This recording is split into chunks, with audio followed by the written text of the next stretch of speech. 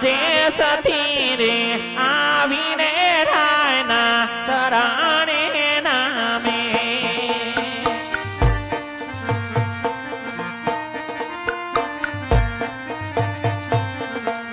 વાદનો અરે વા રાણી રે આવીને રાયના શરણે નામે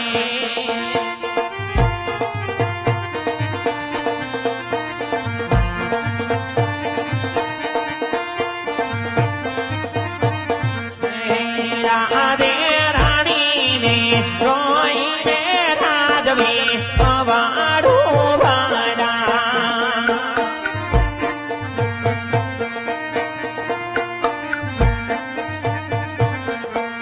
મેળવે આસોડાની જલધારા રાણીને જોઈને રાજવી અવાડું વાડા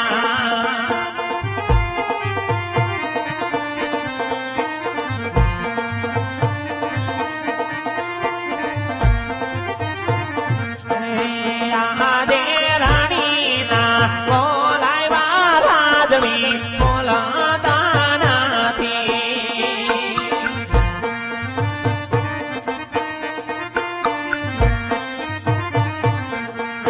આવા માર સુરે થયા અપરાધા રાણીના બોલાવ્યા રાજવી બોલાતા નથી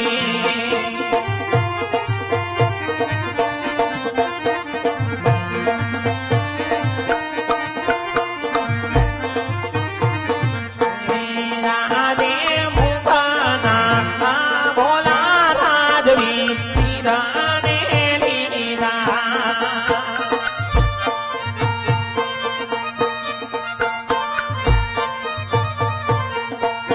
આટલા કીધા કરવા કરવે એના મુખના બોલા રાજવી લીધાને લીધા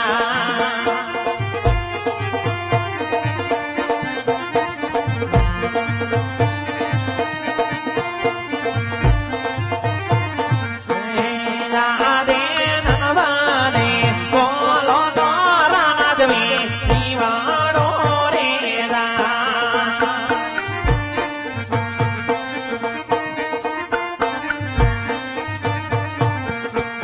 પાલમાં જાય અમારા જનપ્રાણ નવારે બોલો તો રાજવી દીવાણો રે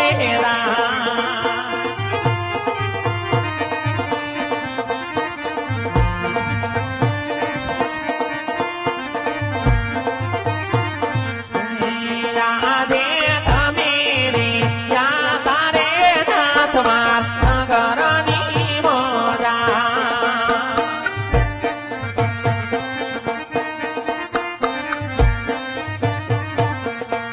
આટલા ડોબા સારે પડદે દાના ગારા પીવાટે નાથ કોને અપમાન કર્યા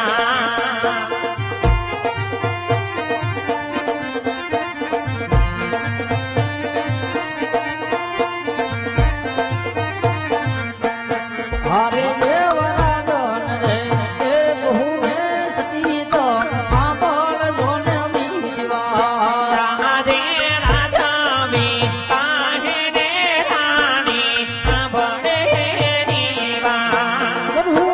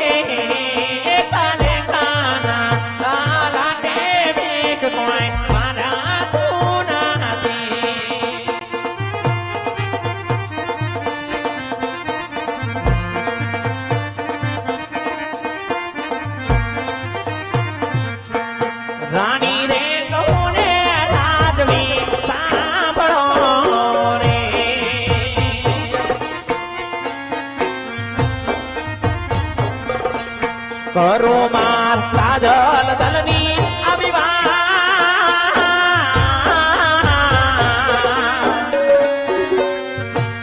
મીનળબાઈ કહું રે સ્વામી સાંભળો રે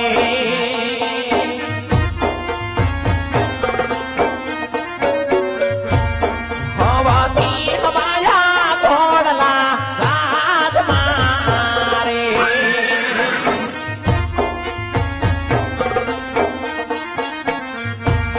નથી સ્વામ ઘોડલિયાનો અસવા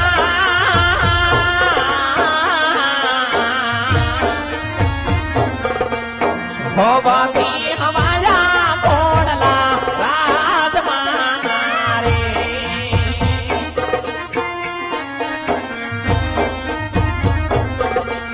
ગોરી રે કવલની દૂધે રાજમેલ મારે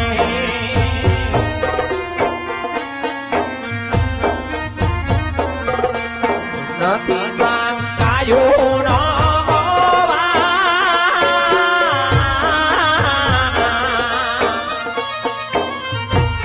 ગોરી રે કવલની દૂધે રાજમેલ મારે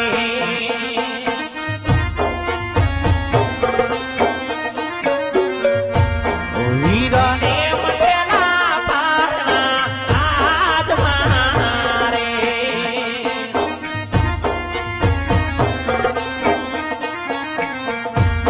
નથી સ્વામ પારણિયાનો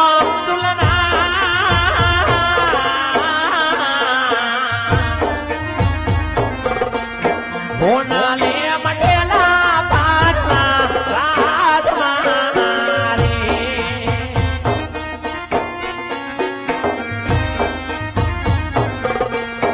લાસાને લખમી રે આપણી લાડકી રે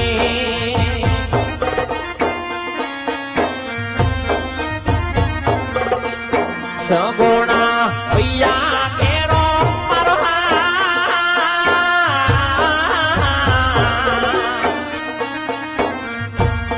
તાણા તન બાડાયો નાથ યાદ આગાણીને રમે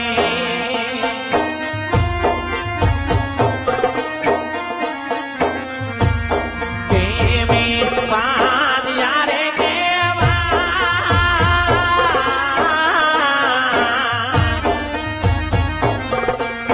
તાણા તન બાડાયો નાથ યાદ આગાણીને રમે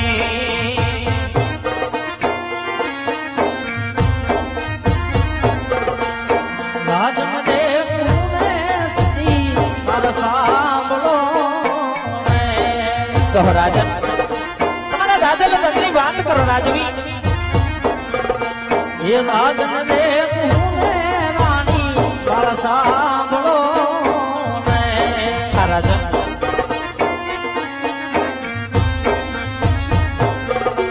એ કરું મારા સાચા દરડા એવા.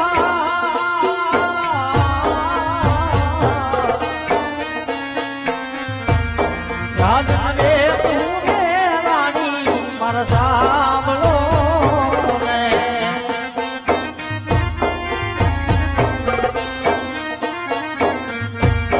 દીકરીયું જાશે ને સૌને સાસ ને રે. હા રાજન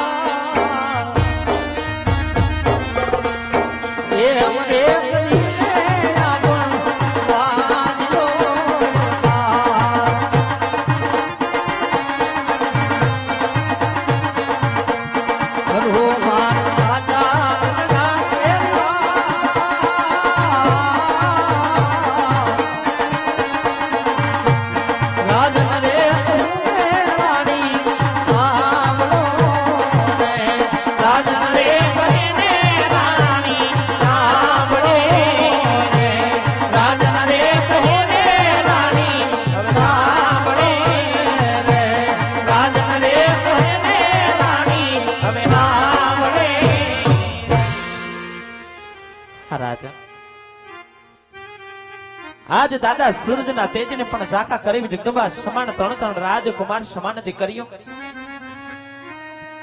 પોકરણગઢના રજવાડાની અંદર રમે છે. છતાં પણ આપણું પોકરણગઢનું રજવાડું વાંજ્યું હાલ્યું જાય છે રાજન. તો આમાં મને કોઈ સમજણ પડતી નથી. તો આપ મારા મંડળાના ઉકેલ કરો, મારા દલડાના ઉકેલ કરો. રાજવી આપણો વાંસ્યો અવતાર કેવી રીતે પડ્યો કહેવાય, રાજપૂત કેવી રીતે પડ્યો કહેવાય. આપ જે કહો છો કે બેન લાસા લક્ષ્મી સગુણા આવી દણદણ દીકરી આપણે આંગણે રમે છે, પણ હઈ સદી હજી આપ સમજાને કારણ કે દીકરી તો કપાળકા ઘરનો આશરો કહેવાય. જો આજ એમને પરણાવી દો તો કાલે પોતપોતાને સાસરે સાલી જાય રાણી, અને કાલ મારા ગયા પછી જો આજ આપણે બાડો બગડો કે લુણ ગાદ કોર હોતને સદી તો મારા ગયા પછી રાજ સલાવે નગર રાજને એક દિન સમય મનમનના તાળા લાગશે. માટે હી સતી આજ મને મારી કાયાનું કલ્યાણ કરવા માટે શિવના શરણે જવાની રજા આપો રાણી. હા રાજા, આપણી કેવી વાત પણ સત્ય છે. કદાચ આપણા રજવાડાની અંદર એક રાજકુમાર રમતા હોત ને તો આજ આપણી પોકરણ ગાદીના વારસદાર બને, આપણી રયતના રખેવાળ બને, તો પ્રજાના પાલનહાર બને. પણ રાજન આ તો વિધિના લખેલા લેખ છે, લેખની માથે મેઘમારાનો આપણે કોણ? ભાગ્યમાં હોય તો હવને ભોગવવું પડે છે રાજન.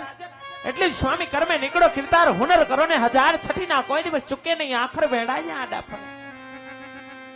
ભાગ્યમાં હોય હવને ભોગવવું પડે છે. માટે આ ભવ તો આપણો વાંચી અવતાર છે. અને છતાં પણ જો તમારા દલડા રીજવવા મંડળા રીજવવા જો કાશનાથના શરણે જવાની ઈચ્છા ધરાવતા હોય ને રાજન, તો વગડે તો તમને જરૂરથી વળાવશો. પણ કાલ હવારે આંગણામાં રમતા આપણા લાડકવાયા સગુણા બા આજ રમતા રમતા વિવાને ઉંમર લાયક થયા છે, અને દીકરી જઈએ વિવાને ઉંમર લાયક થાય એટલે પોતપોતાને સાસરી શોભે છે. રાજન મિનળબાઈ તમને ખોડો પાથરીને એટલી અરજુ કરે છે કે લીલડા તોડા આંગણામાં ધાવો, ઢોલ અને હરણાઈ આજ આપણા પોકરણગઢના કાંગરે વગડાવો. દેશ દેશામાંની બને પાર બેનબા સગુણાના શ્રીફળ મોકલાવી યોગ્ય સારા રજવાડા જોઈ, યોગ્ય સારા રાજકુમાર જોઈ બેનબાના હસ્તે મેળાપ કરીને આપ સુખથી વન સીધા આવજો.